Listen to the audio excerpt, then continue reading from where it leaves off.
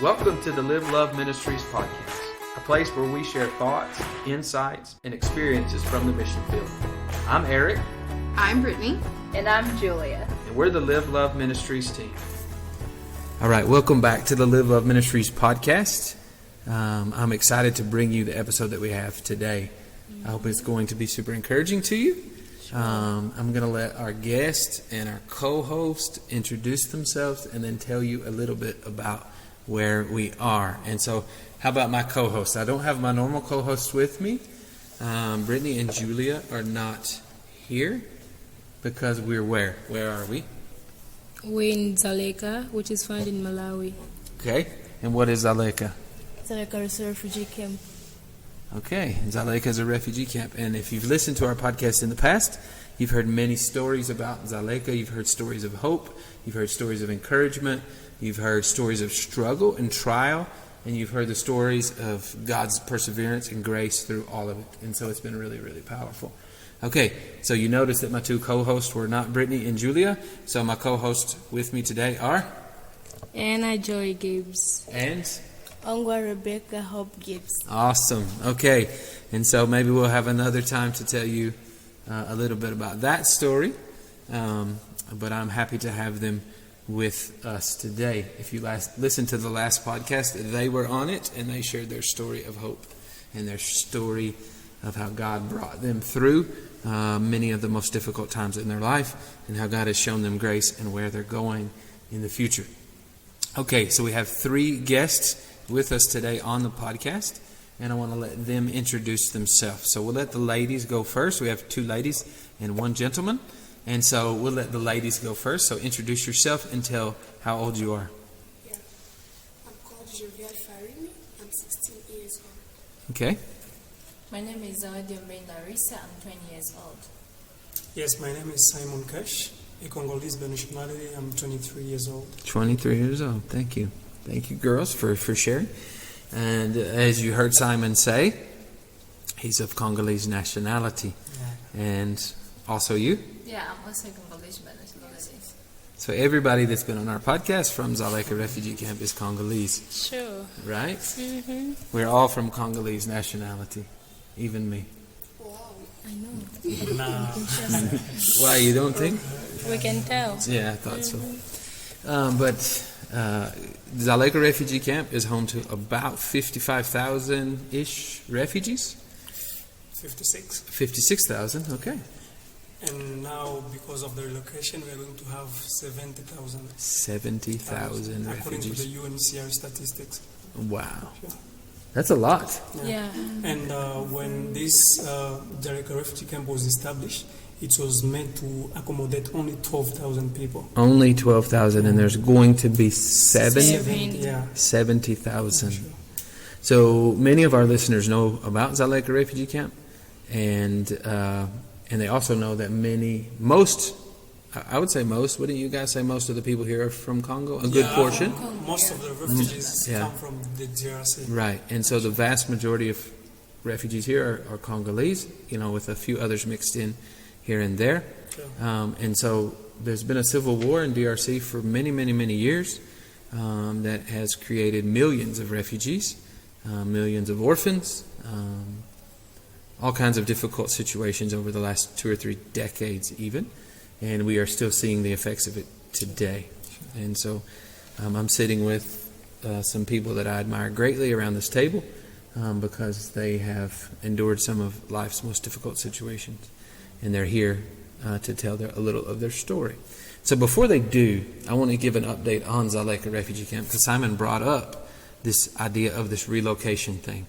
And so why don't you share a little bit about that? And so I want you listeners to pay close attention because there were a bunch of refugees, and then many of them were able to leave the camp just for a little while and do a few things, and then there's been a situation that happened and they've been forced to come back. And so I want you to explain a little of that, if you don't All mind. right. Thank you very much. Mm-hmm. It was just last month that the government ordered that all the refugees who are in both rural and urban areas to go back in Dzaleka Refugee Camp. And on the 17th, last month, almost 400 refugees were picked up and we were taken to the Maula prison. Maula prison is the main prison in Malawi. So babies were taken there, young people, big fathers and mothers. Babies had to sleep outside. They were not giving blanket and whatever.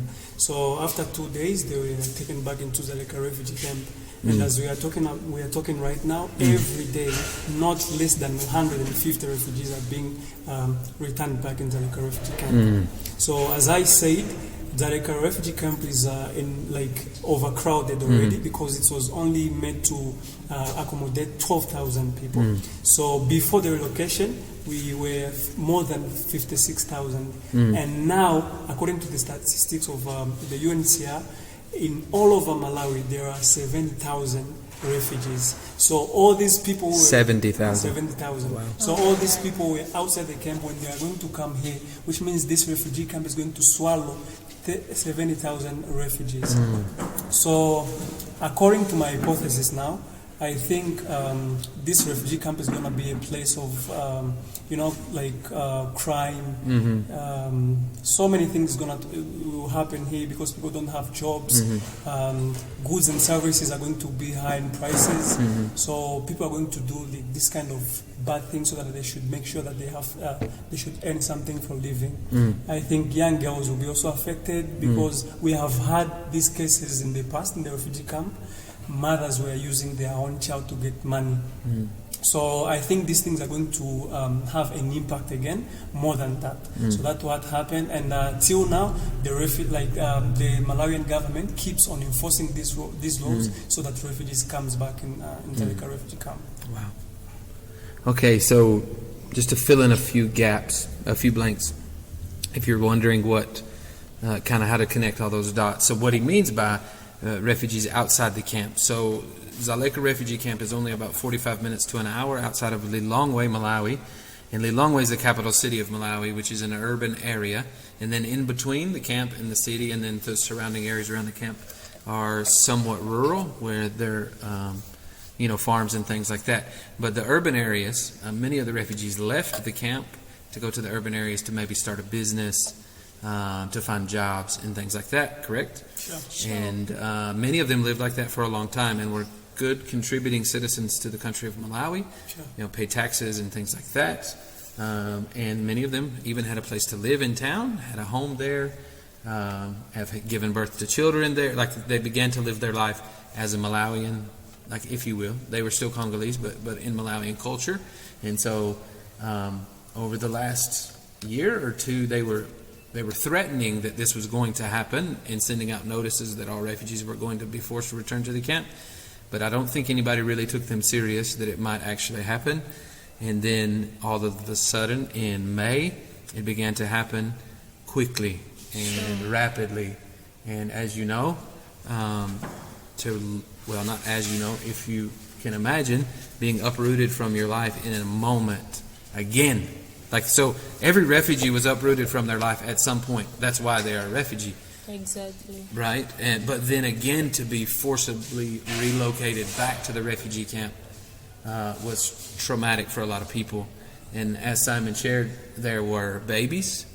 I only saw the pictures because these guys were sending me pictures. Pastor Desire was sending me pictures, asking us to pray for the situation. I saw babies, moms and dads, little children, forced into trucks, forced into terrible situations, driven to a prison. And then, can you imagine being in prison with your kid? That's really, really difficult. Very difficult. Yeah. I don't know. You guys have any more thoughts about that before we get into their stories? Like how that's been going? Like it went from 56,000 to it may possibly reach 70,000. And when he says it's designed for infrastructure of 12,000, that's probably pushing it even at 12,000, right? When you look around, everything's overcrowded, right? The sanitation systems are not able to handle the people who are here. The food supply has been cut off anyway.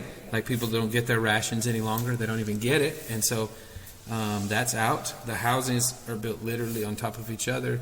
And people are building houses as fast as they possibly can out of handmade bricks and things of that nature so their families can live. I've met some people who sleep in a car because they don't have anywhere to live. and things like that. And some churches I know are letting people sleep there until they can find somewhere to live. You were going to say? Yeah, I think I'm going to add on the side of the education. Like here in Dzaleka Refugee Camp, we don't have universities. So if it's to go further with the education, we'll have to go outside the camp, maybe in town, Lilongwe, or in the other parts. So with the situation here, I don't think it's possible to go further with the education, like the university one. Yeah. Okay, so then it kind of cuts off the advantage, the opportunity for an advantage to continue with your education, right? Sure. So, okay. And they're speaking from experience, by the way. Yeah. Having been university students, and they were calling even me last week when everything was happening and wondering, is it going to be us? Like, is someone going to show up at our door in our university and take us away? You know? You were going to say? Yeah. Concerning education, is not all about universities, but even here in the camp, the school are there, but others, let's say the example of Katuza. Katuza here at the side of primary, they are not serious. Indeed, they can teach and learn, but those who are focused are not many than those who are just going just for fun. Okay. And other privates can be overcrowded. You can find in one class even 100 and something children. That also cannot be good for the situation. Wow. So the schools that are here, what you're saying, are going to be even more overcrowded because of the situation. Because the kids that come back, their parents are going to try their best to get them in school. And so you said some classes have over 100 students? Yeah, I think in Katuza they are there. Yeah. No, there's nothing like thinking, but that's the way She is saying, I don't think I know. Okay. Estimated because I'm not That's sure. a fact. I have my young bro who is in standard 6, and then when you see at the school reports, you are seeing that it's 120 students in one class. Oh my God. Wow. So being in one class. So is this something like before that. the relocation? Yes, before the relocation. So it'll Now, get worse? There is It a will get relocation, worse, yeah. of which the government is not yet started thinking of how, because from the relocation there are also students who came back, and those students, some of them are going to write their final examinations. If they're going to write their final examinations, look at how now the academic here is being interrupted. They are called to come back here in the camp. Where are they going to sit for the exams, of which they did not register here in the camp, which is kind of hard. So it's created a windfall of problems for everybody. Yeah. So for our listeners who may be new to the idea of refugees, so Malawi is a country in southern Africa. We are in the southern part of Africa. DRC is more kind of toward the middle of Africa. And as the refugees flee from DRC, they flee to Malawi, where there is a UNHCR sanctioned refugee camp. Okay, and so they come, they move here. We've explained on the previous podcast episodes about all that goes into moving here and how difficult that is and all that process. So I don't want to go over that again. But the camp is inside the border, inside the country of Malawi. Okay, and so I need our listeners just to understand that. So and they're not camping like for fun. It's a very difficult place to be. And so the camp is here inside Malawi. And so those who had been here at least for some time wanted to try to find a way to support their family, and so they would leave the camp to work and things of that nature so that they could take care, because the resettlement process takes so long. Like, we're not talking about just a month or 2 months or 6 months, sometimes 5, 10, 15 years that people wait to be resettled as refugees. Now, being resettled as refugees is a hard process anyway. Even if everything went smoothly, it's a hard process, but it never does. And so now many refugees thought, I'll go and make a life for my family, make the best of it that I can. And now that has also been taken away. Correct? Is that a correct assumption? Yeah, that's correct. Okay. Because they're just being packed in the cars, coming back here without a cloth or whatsoever. You're just coming like the way you're being found. And in terms of resettlement, it's not a guarantee that every refugee is going to be resettled. There are some refugees, when they come in Malawi, for you to be called a refugee, first of all, you need to have a status. We have people here, they are still asylum seekers, they are not refugees, which means they are not yet recognized by the UNHCR to be given a resettlement. So it's not guaranteed that everybody who is in Dzaleka Refugee Camp is going to be one day resettled to a third country. Yeah. Wow. Thoughts? Yeah, I just wanted to add on the issue of relocating the refugees back to Dzaleka Refugee Camp. This is bringing challenges in terms of hospitals. Okay, if you look at Dzaleka Refugee Camp, it has one hospital, which is a government hospital, and actually people don't get proper treatment. So we used to go to urban areas such as Lilongwe, which is the capital city, to get the services of hospital, like decent medicine, medical care. Yeah, sure. So with this, the relocation of refugees, and we are told not to go back to Lilongwe. So even if you have the document from the account manager, still more you find the immigration on the road. So this being a challenge in a way that people who are severely sick want to get better service in terms of medicine.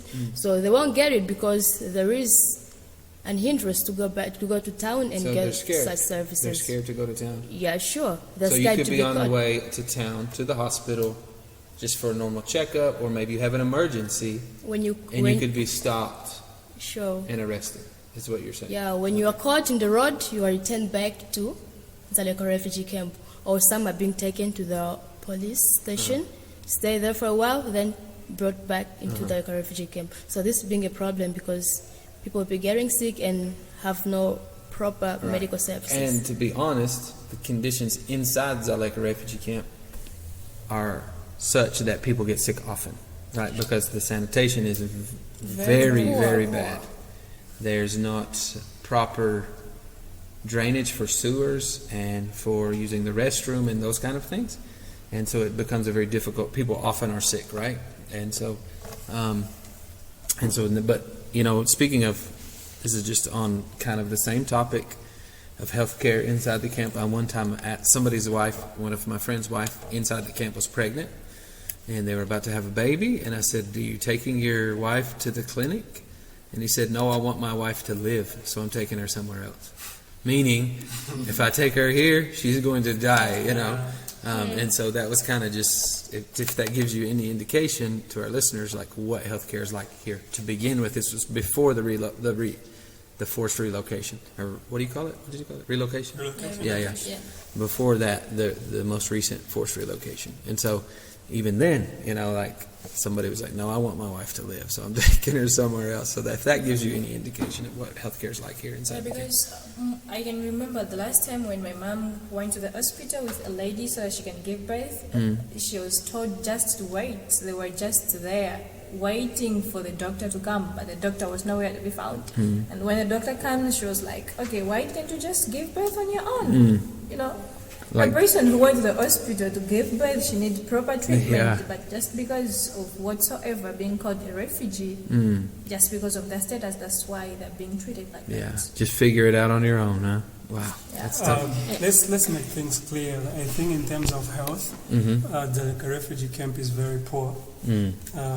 When you go to the hospital, whatever kind of sickness you have, you're going to be given only one type of medicine, Paracetamol. So paracetamol, that's the only medicine. No matter what is wrong. No matter what, even if you tell them that you have cancer, they will give you paracetamol. So, that's the I'm sorry, I'm not laughing at that. I'm laughing at just the irony, just the silliness of that. All right, sure. Okay, I also think that there is a miscommunication, and I don't know, the relationship that the UN and Geneva has with the government of Malawi. Because since I came into the refugee camp in 2016, most of the things I think they have been going wrong. Let's say, for instance, in terms of education and the relocation. They said refugees are not supposed to be going in long, or even students, they have to pay for money to be there. Last year I had friends who got a scholarship to go and study in Kenya. They applied for the CTDs, conventional traveling documents, their passport that are given for refugees when, if they have a traveling purpose for education, health, and everything. But they don't give those passports. They don't give those passports. So we also have opportunities as refugees. Somebody might want to support us to go out for education, to go out for treatment. But since we do not have these papers, how are we going? What are we? How are we going to You're survive? stuck. So there are many things that we think they are not well settled. Just within this time, refugees have been being relocated back in the camp. We have lost some refugees. Some refugees have died. I recently heard that there is a father who was taken to prison, and then 2 days he went back at his home and he found his shop, his business was empty. Everything was taken, and he fainted and then suddenly died, and nothing had happened. Since we're here, we haven't heard the UNHCR talking about these issues that are happening currently. We don't know. So I think there is also I don't know the relationship that the government of Malawi has with the UN in Geneva, because when you try to find out other refugee camps with the countries that they are in, they have a good relationship. Refugees are being given IDs. They can work. They can go for studies. They can be given passport. They are free with their lives. But being in refugee camp like Dzaleka here, it's something else. So I think there is also something which is not a little bit well settled there. Well, I think it's depends with the Malawi government Act law on refugees. There are laws does not allow a refugee to work. A refugee, you are only limited on being a volunteer. Even if you have graduated, you have your degree or you have your master's. Now say that one more time. I missed you. Say it one more time. So you said you're not even allowed to get paid. No. So say you graduate with a bachelor's degree, bachelor's of science, bachelor's of business, whatever, and you apply to a company and they want to hire you, they're not allowed to pay you? They'll pay you as a volunteer and not as a well-employed person. Yeah. Sure. That's according to the Act of Law of Malawi. Oh, A okay. refugee is not supposed to work. Okay. All right, let me jump on that. It's true. Either you have a PhD, you have a master's, you have a degree. As long as you're a refugee, you are not allowed to work. But there is an international law that was given by the UN in Geneva. If you're a refugee and if you apply for the working permit, you can work. But that working permit as well, it's not easy to be given that permit. We can count how many refugees have that one. Not more than 5. Really? Out of 56,000 people. You see, so it's still like, okay, sometimes I do ask myself, why do refugees go to school?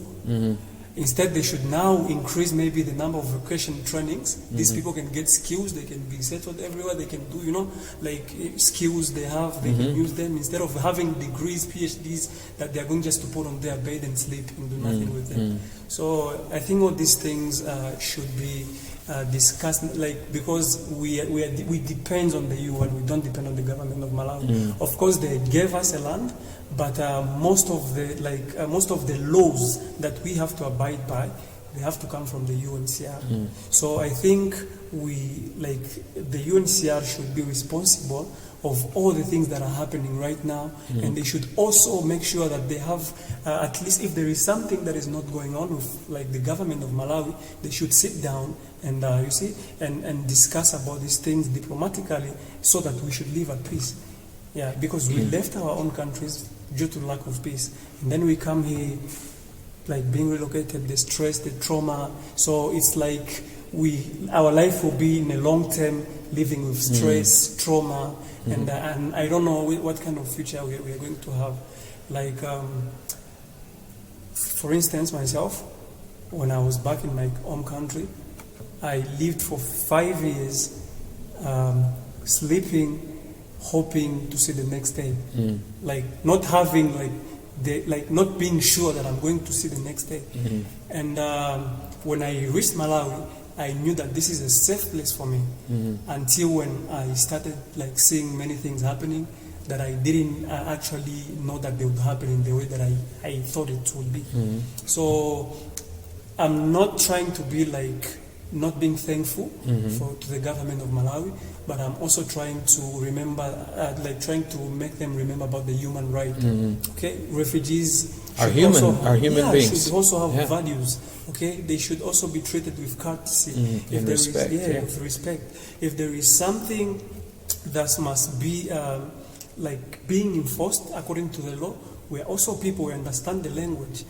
Can tell us in a good manner, and we can understand.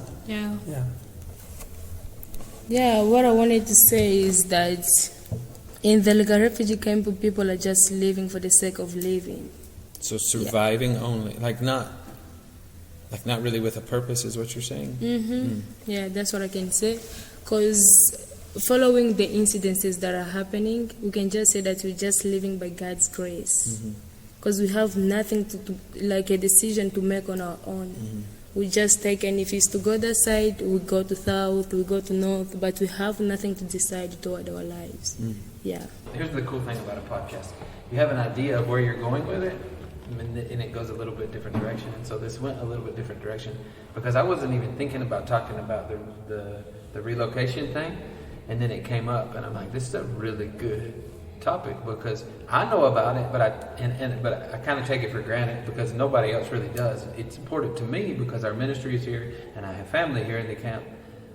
But other than that, most people in the world have no clue what we're talking about until they hear this, right? And so what a cool way that kind of shifted a little bit. I mean, the story's obviously not cool, but it's cool that we're able to shift this conversation a little bit to talk about something I can tell Simon especially is very passionate about. Yeah. And I appreciate that. Now, all three of you. Advocacy. Yeah. And so we can discuss even more, or we can go back and you guys can begin to share some of your personal story. Or do you want to continue down the same kind of line, just talking about how difficult things are for refugees, and then we'll get to the end and talk about just kind of how to offer some hope and encouragement for others? Maybe it can be combined. Okay. Sure, half. Sure.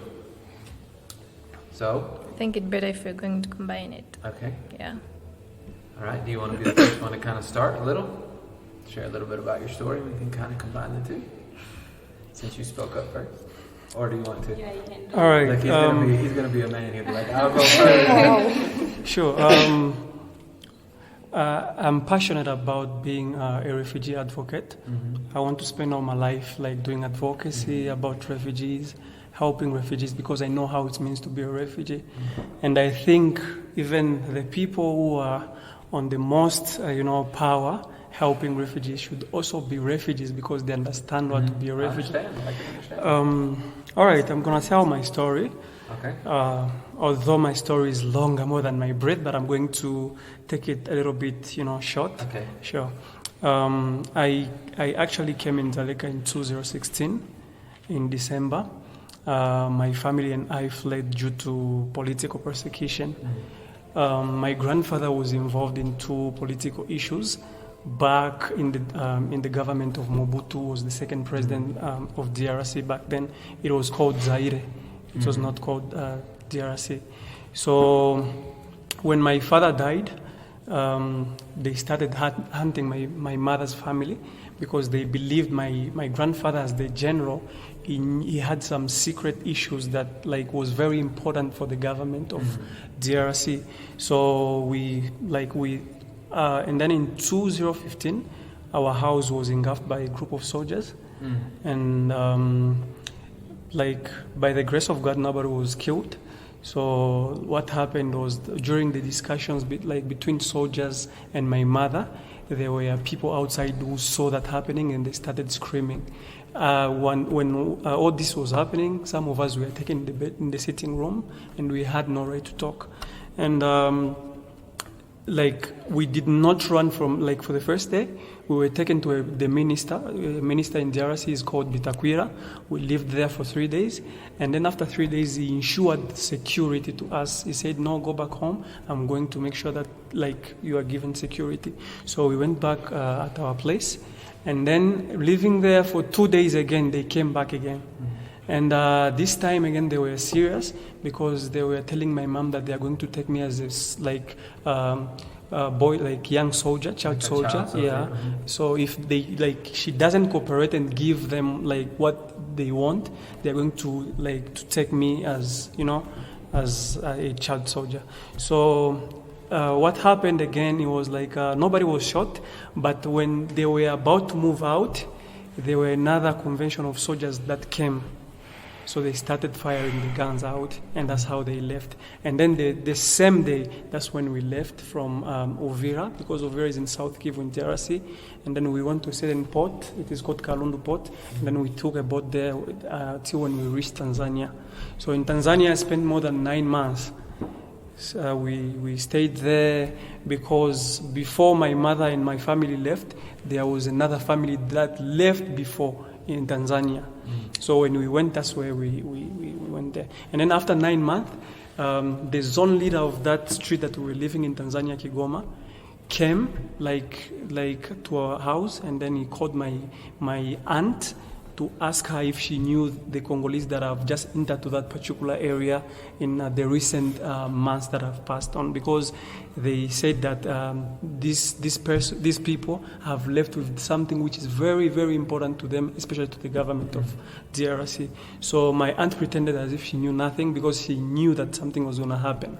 So as soon as the leader left, like she came and told us the information, and that's how we left from Tanzania to Malawi. So we took a truck from Kigoma up to Tunduma, a certain place in Tanzania, very close to the borders of Tanzania and Malawi. So we had to walk by foot for 3 days without stopping from Tunduma up to the borders of Tanzania and Malawi. And when we reached there, we were received by the immigration. They just interviewed us for some minutes, and they understood that we were refugees. They kept us, and the following day, we were taken to the immigration department in Chitipa. Yeah, thank you. That's how I reached here. Okay. But there are so many things that during my journey of being a refugee that I encountered, and these are the things that gives me hope that I can also be an advocate, and I can also play a part in helping refugees.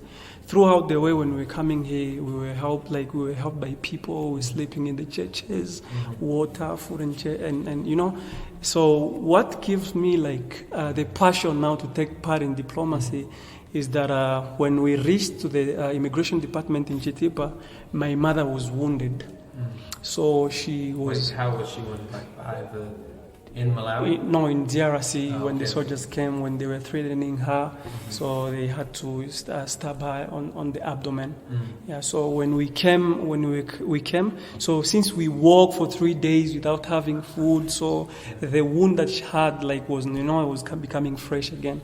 So when we reached there at Chitipa, there was an immigration officer who came. Actually, when at that time, when you reached there, you're supposed to spend there at least a month for you to be moved from Chitipa up to Karonga, and then Karonga you could spend another month, so that you should be taken to the refugee camp now in Dzaleka. So the immigration officer had felt pity of my mother. She knew my mother is now dying, so she called the immigration department, and then I don't know the diplomatic system that was done there. And after 2 days, we were taken straight from Chitipa up to Dzaleka Refugee Camp. So I loved that because she saved my mom's life. Because then Chitipa there were no good hospitals that we could say that we could take her there. And fortunately, and by God's grace, that woman was the one who again paid for the bills for my mother to be treated. So I actually appreciated that, and so that created in you a passion to help. To help, yeah. If she could have that sense of authority, being rude, she could say no, because you're a refugee, I'm going to do nothing for you guys. But no, she was an immigration officer, and she felt that my mother was dying, and now she decided. So I feel even people who have power in the world, they should have this habit. Whenever whenever they see a need, they do something, not only by saying that this one is my neighbor, this one is my family member, this one we share the same nationality, we share the same race, ethnicity, and background. So that really inspired me, and that's what I want to use as well to give back to the other communities in the world. Thank you very much. Thank you for sharing. Sure. You want to say anything? You have any follow-up questions? Yeah, I have a question.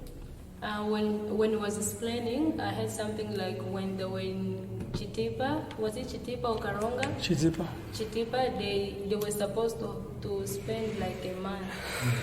And then something just happened. They spent 2 days. So I just wanted to know what was it that made it possible? All right, advocacy. The woman called, I think, to the Ministry of Immigration, and she explained the case, the situation that my mother was going through. and she had to plead the officers so that I should be taken as soon as possible. Yeah, We should be taken. I get that.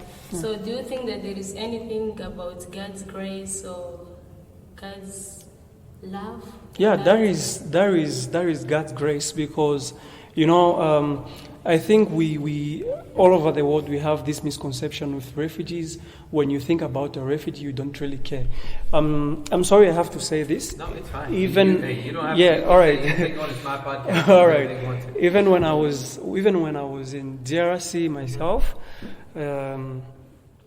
whenever I could hear about a refugee and whenever I could see a refugee, I had another worldview about them. Until when I became a refugee, I knew now what it means to be a refugee. So I think it was by God's grace. I don't know how many people have had problems when they reached there, but they were not helped. But for me, I saw that help, and that was, you know, everybody that I used to tell this story, they do say that was God's grace. Yeah. Yeah, I can tell too. So God used that woman to help save your mom's life. Sure. I mean, honest, right? Yes, sure. And so the story you're telling, you know, is you told a little bit of your family history, how it kind of got to that point, but then, so the facts are, you were home, soldiers show up with guns, you think you're safe again, they show up again, Sure. and then another group shows up, and you said something about the shooting, the second group shooting. Are you saying they were shooting at the other soldiers, or they were shooting at you? All right, what they were doing, they were shooting so that the people who were outside should run. They should get away to run away. Sure. Okay. Because actually, I think they really had a conviction that my mother could help them with what they wanted. So I think that's why they didn't want to attack first. Okay. Sure. Okay. Wow. Thank you for sharing your story. Sure. Thank you. Appreciate that. And we'll come back and ask a few questions at the end. Sure. Okay? Would you like to go next? Well, just like I said it earlier, I'm just going to be very brief. Okay, that's fine. Yeah, with my story, it's, most of the time when I try to speak of it, I become too emotional. Okay, But this moment, I'm going to try it very hard. You do your best, okay? Yeah. Well, it all started in 2009, whereby my father's family has been attacked. And it has been attacked because they were looking for my uncle. My uncle used to work in CNDP. It's a political party in DRC. So he was doing advocacy in it. But then it turned out sometimes that they could ask him to go and do things that is not about advocacy, things like killing. So he decided to move out of the group. So after deciding to move out of the group, and definitely he knew a lot of it, a lot of stuff concerning the group, that's why they started looking for him. And looking for him, they could not find him, so they came at my grandpa's house. So they killed 11 members, like 11 people from my father's family. And at that moment, of course, we were living in the same area. Were you there when this happened? We were living in the same area, but different houses. Yeah. Soon after, the neighbors have seen that one, so they came to my dad and they tried to explain to him. That's why my dad decided that no, we are not living in the north again, we are going to the south part. Going to where? South part of DRC, Okay. yeah. So we started living there. Even there, the life was not that really just like easy. Even some people started accusing us, okay, why are you guys coming here? It's definitely that you guys, you are spies. Maybe you are spies, that's why we came here. So my father, he tried to endure all those, but in 2015 he said that no, we can just go back. Maybe right now nothing is going to happen anymore because we have been living here for some years now. Still more, we are not at peace. So we went back, and it was suddenly in 2016. That's when we were attacked. It was tonight whereby some people were holding the guns and they hide their face. We could not see them, so they came looking for my uncle. They were like, where is your uncle? So they started asking my father, like, where is your brother? You definitely have to know something about CNDP. What is it trying to do next? What is its plan? My father was like, no, I don't know anything. I know nothing at all. But they said, no, you definitely have to know something. So they took away my father and my mom, leaving us behind. So the plan that they took my father and mom, so they separated them. My father went to the other side and my mom to the other side. The side that they took my father, they planned to kill him. But I think it was through God's grace. After hearing a gunshot, that's why they had to run away. So I think those people, they weren't, police officers. Because if they could have been police officers, definitely they could have killed him. Because after hearing the gunshot, that's why they decided, they left my father there. But my mom, to the side that my mom was taken, something very, very terrible happened to her. So, yeah. When they come back, so my dad was found by somebody who was going to the field because they took him to the park of Virunga. So somebody who was going to the field was the one who helped my dad, and then they reached home. Upon reaching home, so they tried to find and help to the hospital, still more. My mom was not helped. So my dad tries to go to the police and try to speak of it. The police was turning now the case. Why did you guys only being attacked and not everyone else? Which means that there is something definitely which is happening. So because we weren't at peace, that's why my dad decided that no, we can go to the camp of Tanzania. And upon reaching Tanzania, we were told that no, they weren't receiving refugees anymore. So that's why we decided to come to Malawi. And that's when we arrived here in Malawi. And here in Malawi, a lot has happened. Being a refugee is not that really easy. Nobody has ever dreamed of being a refugee, leaving your country. Wakes up one day and no. says, man, I hope I'm a refugee Nobody. when I get older. Right. And even the time that I reached here, I was like, okay, so now all my dreams are shutting down. I'm not going to be, because when I was a kid, I always dreamed of being an architect, an engineer. So I was like, am I really going to achieve it? Dreams, you had hopes for the future. Yeah. Am I really going to achieve it? So I arrived in the camp. I went to school. That was 2016. I was told that, no, you are late. You are not going to be admitted to secondary school. I was like, okay. So you didn't even get to go? No, I wasn't admitted at that moment just because I was told that I'm late and you're not going to study. So I had to stay home the whole academic year without going to school. I could have just been home. But yeah, at least in 2017, that's when I started learning, and then reaching my last year at secondary school, with all the hope that now I'm going to succeed, I'm going to have all the good points. So, I had my friends, of which we formed a group, so we could learn together. First, we fasted, saying that we are going to pray to God. God is going to help us. We are going to make it. And then later on, reaching to the end, the result that came out, it wasn't good at all. So I was very, very disappointed in God. I said, I'm not going to pray anymore. What's the use of praying if God is not going to answer my prayers?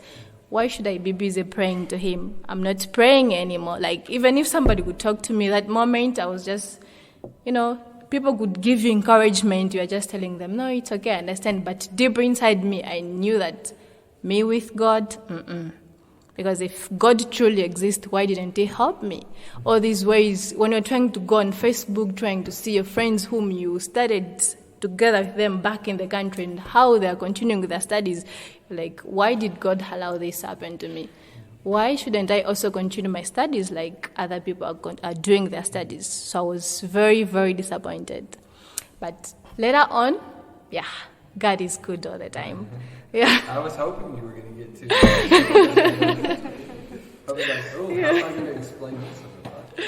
Later on, so it was, can I call it a miracle? Because I wasn't expecting it at all. I just get a call from somebody saying that, no, there's somebody who wants to support you to go back to school. I was like, look at this person. What is he trying to tell me? Who is going to support me while that person does not even know me?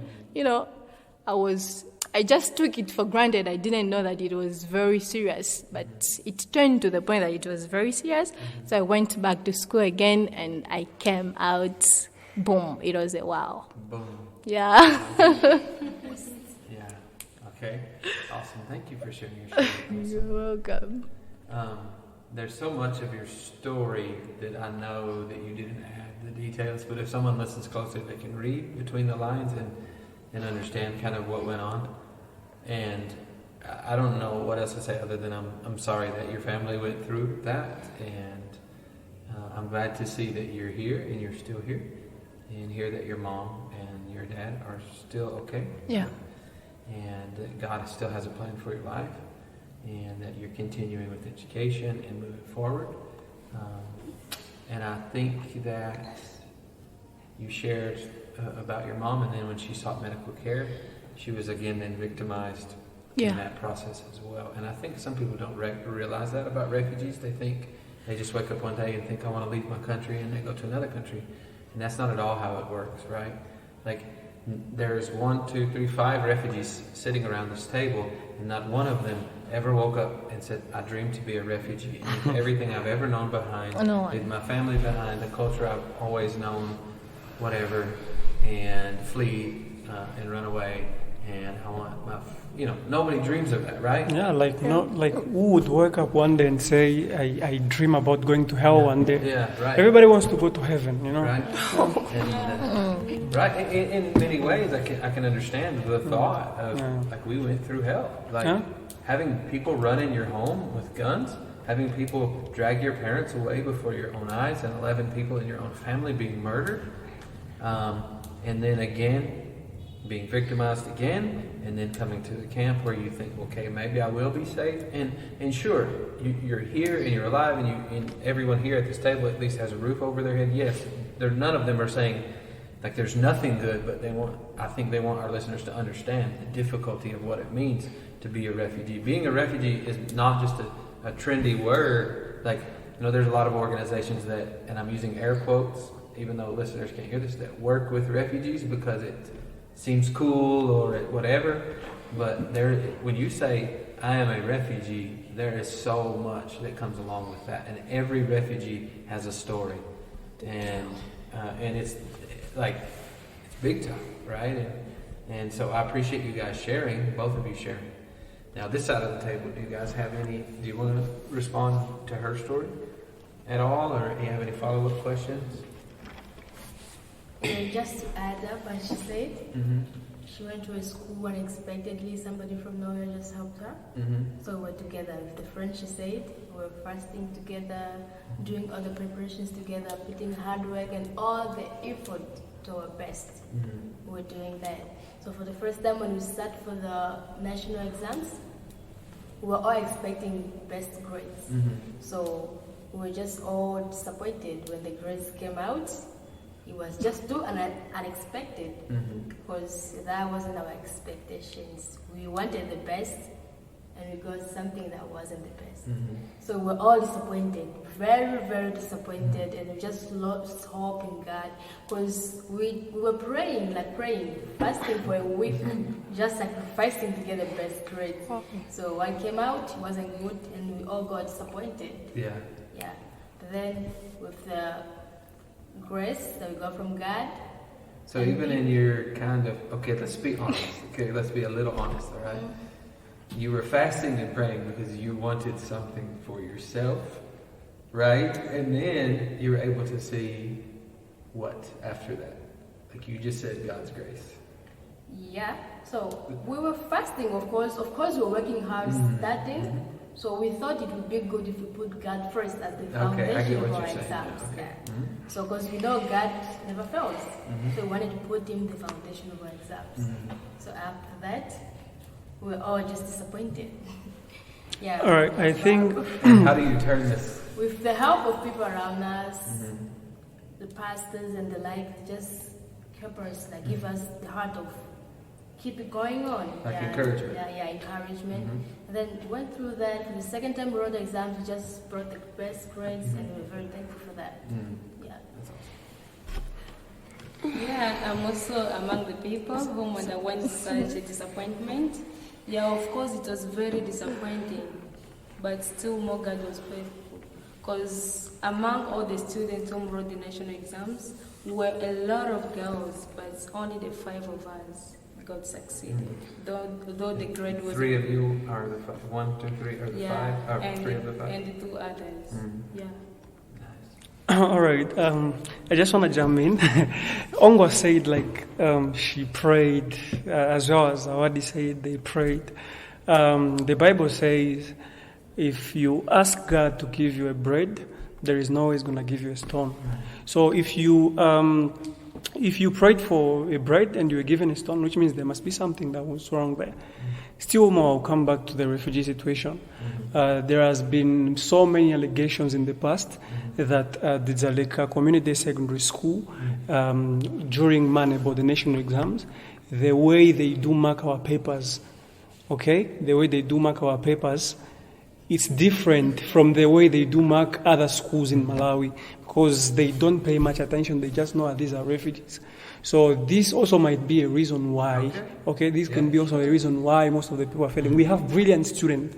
We have people who are good in mathematics more than other people. We have refugees who can have good grades more than other people can get. But it's very disappointing when it comes to examinations.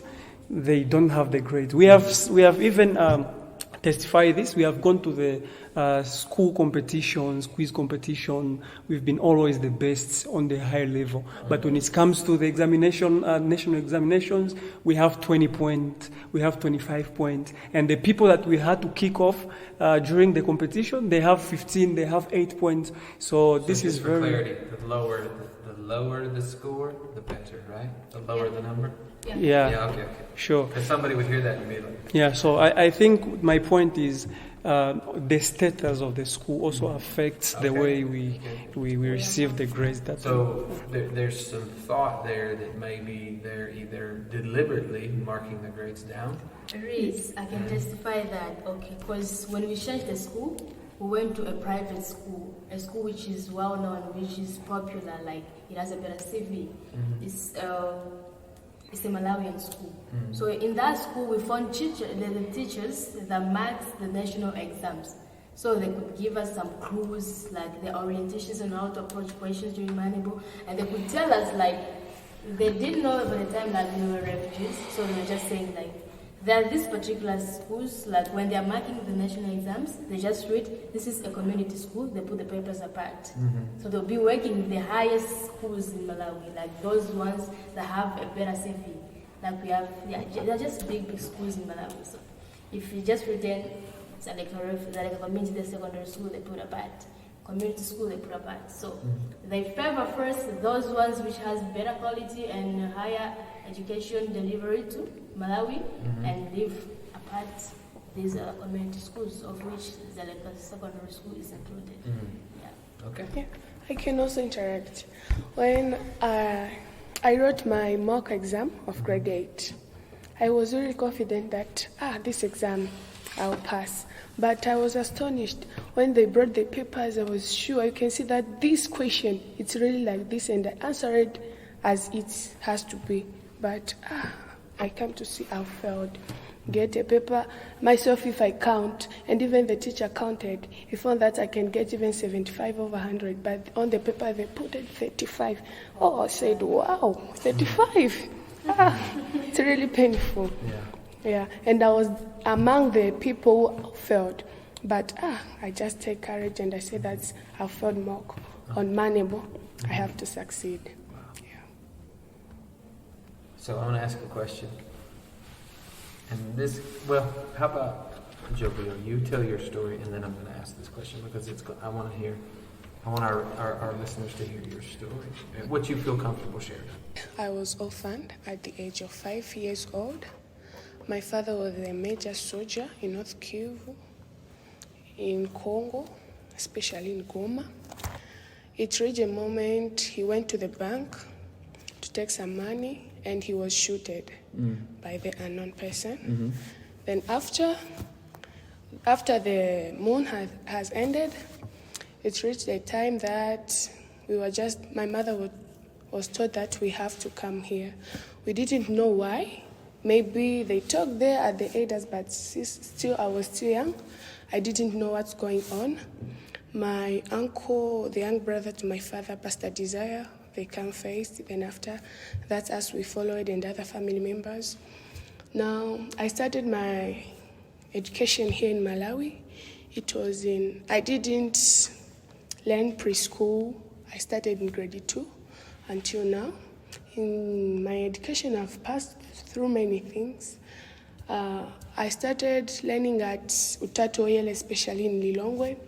I learned there at that school for 3 years, then I went to another school. It's reached whereby I was in grade 5, and it was my first time for me to fail at school. I was really disappointed that how can I fail? The people whom I was learning with, they have already progressed. Now they're in grade 6. Why only me? I started taking courage at school that I have to make sure I'm passing with the good grades. It reached the time that we moved from Lilongwe to here. I started learning here again, grade 5, at Integrity Academy. At that time, it was the Integrity Orientation Center. Until when they came to change the name of the school to be Integrity Academy. Until now, from now, I finished my exams yesterday to write the JCE exam, national exam, until now. And I know God that will still help me to progress with my education and fulfill my goal that I'm planning to become in future. Wow. Yeah. Thank you so much for sharing that. And if a little of her story sounds familiar, Pastor Desire was on the podcast a year and a half, 2 years ago, and told the story of your family. And so if our listeners go back into our podcast archives and listen to Pastor Desire's story, you will get more the details of Jovial's story as well. So the brother that Pastor Desire lost is Jovial's father, right? Correct. And I'm so sorry that happened. And again, the situation that led up to you being a refugee is extremely difficult that most people cannot comprehend. Your dad was going to the bank, right? You said? Yeah. And someone took his life and changed the course of your life forever. And so again, as our listeners are hearing this, I think you should let the weight of the story sink in a little bit, because sometimes we can get busy with our own life and just living our lives that we don't really think about what other people in other parts of the world are going through. And so I hope that our listeners, not only are they hearing it, but they're able to now put at least a voice with a story. You know, when you hear about refugees, sometimes it's like it's way out there, you know, there's no personal connection there. For me, like I'm able to see the personal connection in my family, but now sitting around the table with you guys, it becomes even more personal because I'm hearing your stories, and all of them are extremely difficult. And so I hope that our listeners can hear that this is real people, right? Like, you guys are real people. This is not some story in a history book. Yes. Like, this is still happening today. This isn't just something that happened a long time ago. This isn't something from ancient history. This is happening right now, right? Exactly. Yeah. And so thank you, Jovial, for sharing that. I appreciate it very much. And so this question that I have now, and I know we've talked for a long time. We've had some sound equipment problems. And so, but I do want to ask a few questions. Sure. Why did you guys keep going? Okay. So you said you told about the story with your mom and all of that kind of stuff. And then just the things that have happened since you've been in the camp that have been difficult. You shared stories about going for like tests and stuff and failing, and then you guys brought up, well, there may be like some like corruption going on in that, and both of the girls on this side of the table have shared, well, we thought so too, Joe. Like, why keep going? Like, I think that's what our listeners are wondering. Okay, your mother was stabbed, something happened to your family, your father was killed, so on and so forth. You guys' story was heard on the podcast last year, so people know that story. Why did you guys keep going? Why not just go, you know what, I'll just give up? All right. There is hope, and we believe that this thing has an end. And I really love Joseph in the Bible. Like, that story really inspires me. Like, looking at how Joseph suffered, how he was, you know, abandoned by his own like relative brothers, and then, you know, he left his home, and then he became like, he got power where he went. But through, like, before getting power, he went through a lot. He was taken into prison through a lot of temptations. So we also believe that one day all these things are going to come into an end. And we also have hopes, and we have also dreams, and we believe that all those dreams will come true one day. So this is the reason, because the passion and the purpose that we have are stronger than the reason that we have to give up. So we don't believe in giving up. So we're gonna fight till the end. And they do say that falling is not falling until when you get up. So if you fall and you don't get up, that's a fall. But if you fall and you wake up and still fight, that is not a fall. So we fell, but we got up and we still fighting, and we believe that we're gonna achieve more than what we have achieved right now. I remember, I can give my testimony. When I came in the refugee camp, I knew nothing about English. I knew nothing, even if you would tell me good morning. And you came what year? In 2017, because I came in I came on 31 December 2016. So only one day was remaining to. So it's actually 2017. But sometimes, I've worked hard in school. I've improved my English, although my English is not that good, a native speaking English. Yeah, but nice. I've tried to work hard in my school career. We've went, all of us here, we've went in the same school. Yeah. We have made an history in our schools.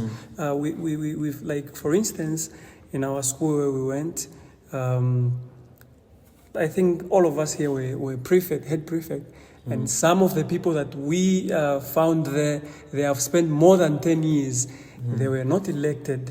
And for you to be a prefect at that time, you're supposed to be an hardworking person, get good grades, go a public speaker, so many things that we were looking for. So we worked hard actually to make sure that we are at that position. So we believe that with this spirit, we are going to achieve more and more than this one.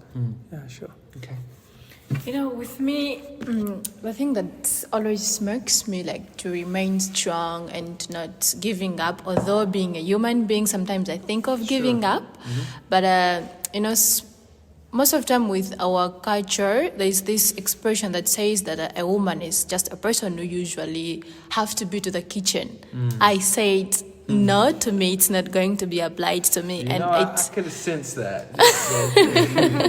I'm proud of you. That's all. She's a feminist. Yeah. No, it's not just being a feminist, but most of the time my place is the kitchen. I said, no, it's not going to be applied to me because I'm going to make a difference. Among the few girls who are going to make a difference, I must also be there.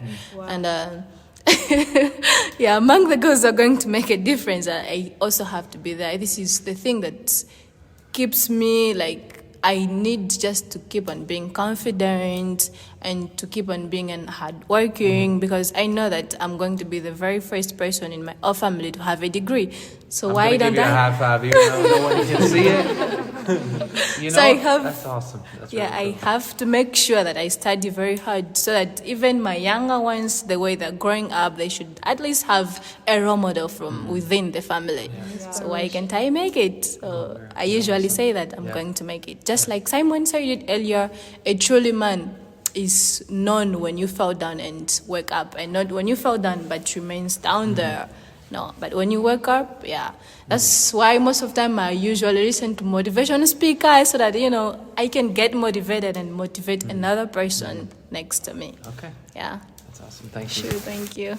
Yeah, I do want that to be among the girls who I can see myself prospering, achieving in life, things like that. And I do put my trust in God. I do say, God, I believe in you. You are the one who only can make me to accomplish what I want in my life. Without you, I can't manage everything. That's why sometimes I can ask for help to God and other things. And also I need to be a role model to my young sister. She's not a hard worker at school, but I do teach her to show her some ways that she can make so that she can also be a hard worker at school. Because I know that education is the really things that can make one to accomplish everything in life. Yeah. That's why I need also to do Yeah, that you thing. guys are such an encouragement to me. Yeah. Like, big time. Do you two want to add anything on why don't people just give up? Because you shared both, I don't know which one of you shared last time, but that some refugees do give up. Like they just, there's nothing else I can do. I know that there's been suicide in the camp in the past, things of that nature, a lot of addiction and other things where people just kind of give up on life. Okay, do you guys have anything to add? Like they've all said, this is why we don't give up. What about you? Mm-hmm. Yeah, on my side, I can just say that it's God's grace and God's help. When you put your trust in God, like God uses you, and He gave you courage to do something that you didn't want to do. Mm-hmm. So with all that, you just have to pray for the Holy Spirit of God to guide you, because with it you can do anything, even the one you didn't hope to do. But with God, you can with everything. Yeah, thank you. What about you? Yeah, I don't think I have more to say, but all I can add is that sometimes you may wonder why you pass through difficult situations in life, but everything happens for reasons, as we all know that.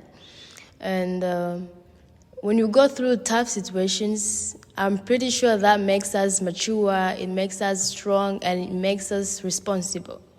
Because sometimes when you just get things easily, everything you want easily, everything we get just at ease, we don't take them seriously sometimes, and sometimes we don't really put much effort to achieve other stuff, because we know I will get something, it will just happen at easy. But then if we are used to tough situations, I'm not saying this because passing through tough situations is very nice in life. No, it's not nice. But I'm saying this because it's kind of helping us in some situations, becoming mature, responsible, and learning the faithfulness of God and the way He plans. It makes us learn that God's plans are not our plans. So sometimes we may wish to get something at that particular moment, but then God will make it delay. God might make you pass through some stuffs that, just like a test, for Him to see your faithfulness, things like that. Sure. Thank you. You're welcome. Right. Any other thoughts before we go? Anything you want our listeners to know, to leave them with, your final thought, whether it be about refugees, whether it be about how they can pray for refugees, whether it be anything, what would be your final thought you would want to leave our listeners with? All right. I would like to submit to all the listeners who are listening to this podcast. A refugee is a normal human being like all other people in the world. And they just need help. They just need support. They have skills. They're intelligent. They're hardworking. And they have something that they can contribute to the world. They have something that they can contribute to the generation. I personally am a writer and I'm a poet as well. I've written many poems about refugees, about hopes, about so many things. So you can also go to my Facebook page. My name is I'm Simon Cash. You can find many of my poems posted there. And I'm also a youth representative at the UNHCR. So I do advocacy for youth. I am like an intermediate to the UNHCR and the refugee camp. So most of the people that I do ask the organizations, individuals who want to help refugees, is to pay attention to the youth. Because, as we are living in Dzaleka Refugee Camp, we have we have energy, right? We have passions, we have dreams.